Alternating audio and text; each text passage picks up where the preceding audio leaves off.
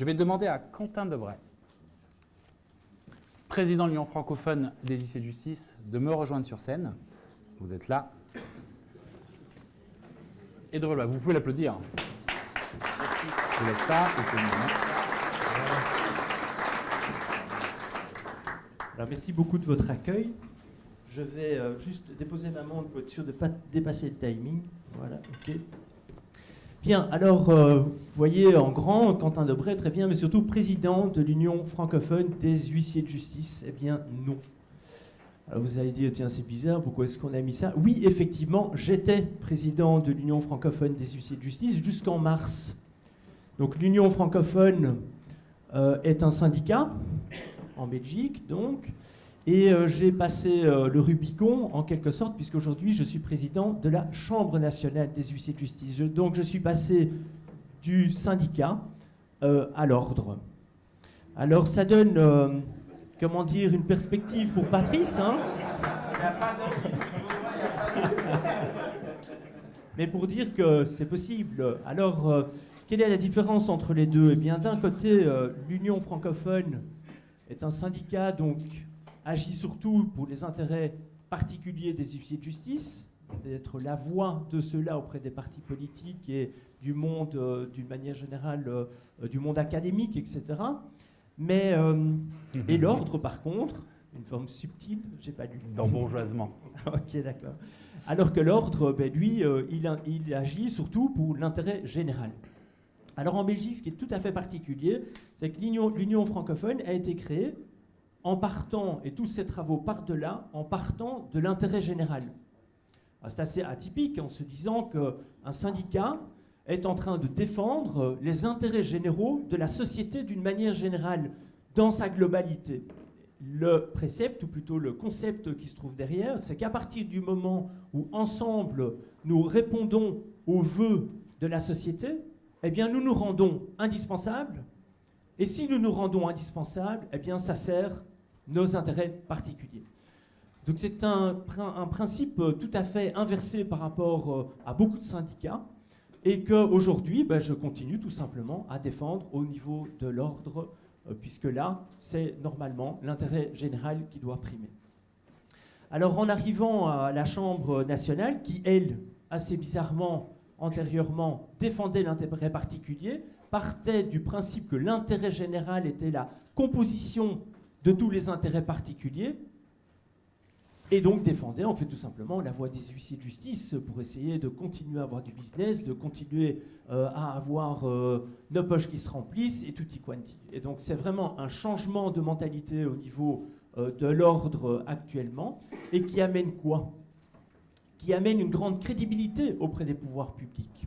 Parce que tout nouveau projet que nous avons amené ici sur les 5 derniers mois partent toujours de l'intérêt du citoyen, de l'intérêt de la société d'une manière générale, par lequel nous démontrons que la profession est indispensable et que nous pouvons rendre des services, et des très bons services, mais toujours en partant de l'intérêt d'une manière générale de la société.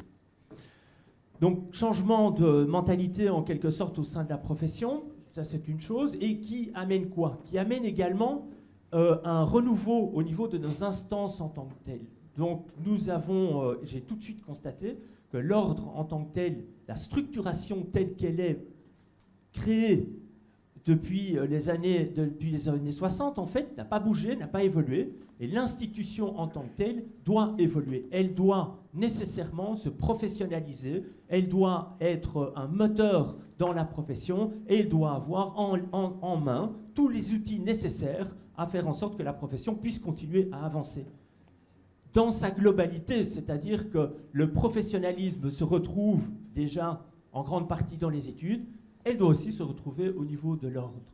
Et donc j'étais par exemple très très étonné de constater que l'ordre, le personnel de l'ordre continuait à travailler avec tout simplement des fichiers Excel, des documents Word et tutti quanti, et aucun programme de gestion efficace en ce qui concerne le contrôle des comptes de tiers, en ce qui concerne tous les contrôles déontologiques disciplinaires. Les dossiers sont encore créés, certes de façon électronique, mais manuellement, c'est-à-dire il y a un petit fichier dans lequel se trouvent tous les documents sans programme de gestion de la Chambre nationale digne de ce nom.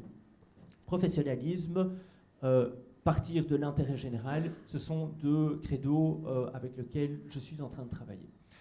Alors évidemment, le changement, mais il faut se rendre compte que les huissiers, d'une manière générale, en Belgique, la moyenne d'âge, c'est 62 ans. Ah oui, oui, une profession très vieille. Oui, tout à fait. Alors une profession qui vieillit, c'est une profession qui disparaît.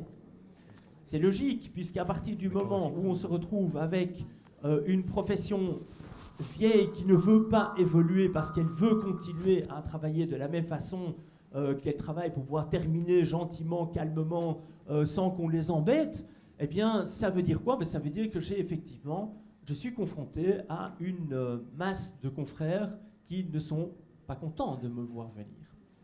Et donc, j'ai effectivement une opposition très forte ici qui se crée. Voilà, je dois travailler avec ça. Mon credo, c'est de dire que la profession doit se renouveler, elle doit évoluer, elle doit franchir et vraiment rentrer dans le 21e siècle. Et donc, j'ai pris des mesures aussi extrêmement dures, qui est la mise à la retraite à 70 ans de tous les huissiers de justice. Je ne suis pas là pour faire plaisir à mes confrères, je suis là pour assurer à la société un huissier de justice efficace, qui rend son service, qui est disponible, qui a le sens du service public et qui derrière... EHPAD, maison, ok, et qui derrière se rend indispensable en tant que tel. Si on ne comprend pas ça, je pense que la profession en Belgique va disparaître dans les 10 ans. Et donc j'ai un grand espoir par rapport donc, à la mise à la retraite. Donc en fait, ce qui se passe, c'est qu'actuellement, les plus de 70 ans sont déjà remplacés, on est nommé à vie, sont déjà remplacés. Et on va se retrouver avec, d'ici 2026, avec 206 surnuméraires. 206 huissiers qui ont atteint l'âge de 70 ans, qui l'ont dépassé, et qui, avec la réforme que nous venons d'introduire, vont être mis à la pension au 1er janvier 2026. Donc on est 550 huissiers de base fixés par les quotas. Nous allons monter jusqu'à 700 aidés. Et vous savez bien que le gâteau des huissiers, il n'est pas plus grand parce qu'il y a plus d'huissiers, hein, loin de là. Donc on va se retrouver tout simplement avec un blocage, les jeunes qui ne vont pas avoir de boulot, ou très peu de boulot, parce que les anciens sont assis sur le boulot, et ça va monter. En 2026, enfin, le bouchon va sauter, et on va avoir une redistribution du travail qui est, pour moi, quelque chose, gage d'avenir en quelque sorte. On va avoir à ce moment-là un rajeunissement important de la profession. Alors vous voyez qu'on est face à des très grands chantiers de structuration de la profession, tant au niveau de l'ordre que je suis aussi en train de réformer, parce que notre ordre est basé sur un principe pyramidal avec des baronnies qui sont créées. Et stop, ça suffit ce genre de choses. Pourquoi? Parce que c'est contre-productif, ce sont des gens la plupart du temps qui bloquent les processus décisionnels. J'en ai fait les frais ici il y a 3 jours avec une assemblée générale où en fait je n'ai pas la majorité, de par le fait que mon équipe sort de l'assemblée générale, donc j'ai perdu 9 voix et l'équipe précédente qui est dans l'opposition sont redescendues et moi en tant que membre du comité de direction, je n'ai perdu ma propre voix. Et donc, il y a un changement de majorité qui montre bien tout simplement que la structuration de notre Chambre nationale est complètement contre-productive par rapport à ce que nous devrions faire. Et qu'est-ce qu'il faut faire? Il faut travailler ensemble.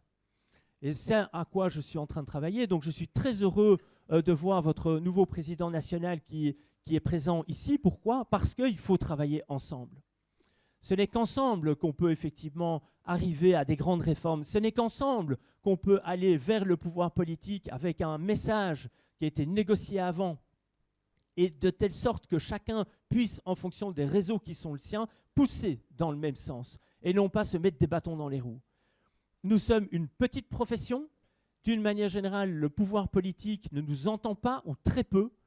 Et donc, si on se divise à l'extérieur de la profession, c'est très simple, hein, notre profession va disparaître inexorablement. Et je pense que le fait effectivement que Patrice soit là et que Benoît soit là est un gage, moi, qui me rassure beaucoup, un gage d'avenir. Et j'espère vraiment que vous allez pouvoir vous entendre pour que l'Union nationale et la Chambre nationale puissent travailler main dans la main pour pouvoir faire grandir notre profession, qui est une magnifique profession. Et je partage tout l'enthousiasme que Patrice a. Encore hier soir, on discutait. Il a à cœur cette profession, comme moi. Et si des passionnés comme lui, comme moi, sont à la barre et qu'on travaille ensemble, eh bien, on pourra effectivement faire en sorte que notre profession sorte de sa coquille, qu'on puisse expliquer à l'extérieur quelle est la plus-value de notre profession et la faire grandir dans l'intérêt général, dans l'intérêt de la justice.